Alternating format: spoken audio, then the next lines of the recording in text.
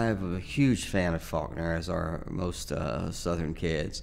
And that was really a book that changed my life. I was not a big reader in high school, and even in college. I was not the sort of egghead kid with the thick glasses, always with his nose in a book or anything like that.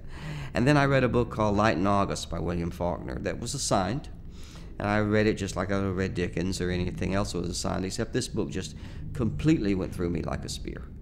And I, from that moment on, not only wanted to read a lot more, I just wanted to write.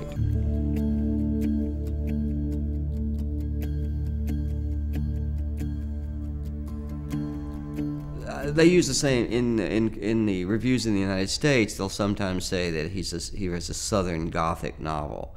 I think they forget that many of my novels do not take place in the South. The novel that will be published here next year takes place, much of it in Europe, a good deal of it in France, as a matter of fact. And I don't quite know what Gothic means.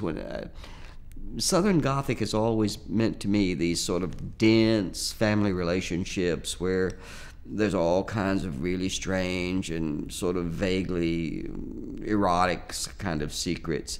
And I don't see my books as Gothic in that way.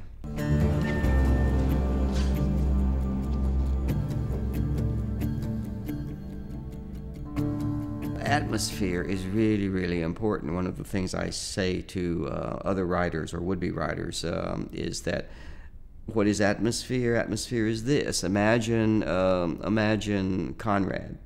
Imagine Heart of Darkness without that river, without that jungle.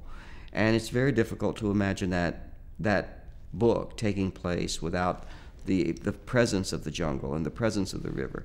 So you always try to give landscape a kind of personality. It's not just a physical place, but it's a place that engenders certain kinds of themes, certain kinds of emotions, certain kinds of responses to the world. If you're creating a melancholic book, then you try to create a physical landscape that mirrors that, because you don't want to do it just entirely through what the characters say and do.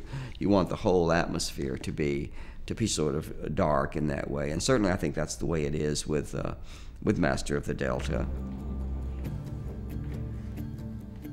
3 years later, I was still at Lakeland, now quite reaccustomed to the dreamy countryside through which I drove toward school each morning, the Spanish moss and winding estuaries, the morning mist that rose sleepily from swamps and streams, the strange phantasm of the Delta, the spectral quality of its ever-changing light.